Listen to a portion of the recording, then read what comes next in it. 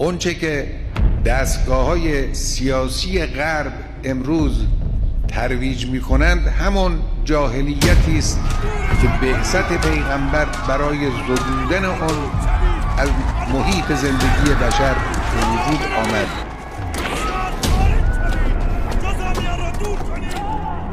نباید تصور کرد که این جاهلیت مخصوص جزیره العرب و عرب‌های مکه و حجاز و بقیه نقاط بود.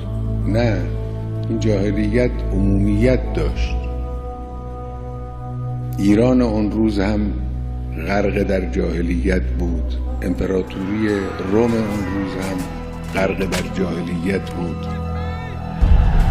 مخصوص جزیره العرب نبود، همه دنیا اینجوری بود. در یک چنین شرایطی خورشید اسلام طلوع کرد. نشانه های همون جاهلیت امروز در دنیا، در این تمدن رایج فاسد غربی مشاهده میشه. همون بی‌عدالتی، همون تبعیض، همون نادیده گرفتن کرامت انسان،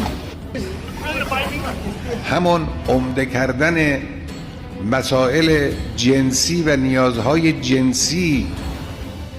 فرق این جاهلیت با جاهلیت صدر اول، جاهلیت اولا به تعبیر قرآن، این است که امروز جاهلیت مسلح و مجهز است به سلاح علم، به سلاح دانش.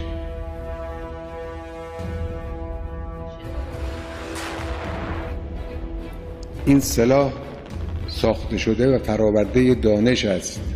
ابزارهای اطلاعاتی دارن، ابزارهای امنیتی دارن، ابزارهای عظیم تبلیغاتی دارن. اینا فرآورده های علم است، همش در خدمت همون شهوت و غضب. جمهوری اسلامی یک نظامی است که در مقابل نظام جاهلیت مدرن ایستادگی کرده است و مقاومت کرده است در طول این سالهای متمادی. لذا جاهلیت مدرن با همه ابزارهای خودش به دشمنی با او برخاست. با ابزار سلاح نظامی، با سلاح فرهنگی، با ابزارهای نوپدید و جدید، با ابزار تحریم اقتصادی، همه نوع ابزاری رو علیه جمهوری اسلامی به کار برده است.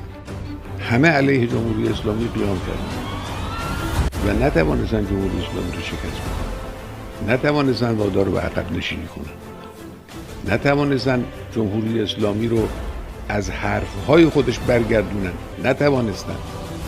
چرا نتوانستند؟ چون جمهوری اسلامی خیلی قوی است. علت قوت چیست؟ قوت ایمانها و ایستادگی ها. اینه.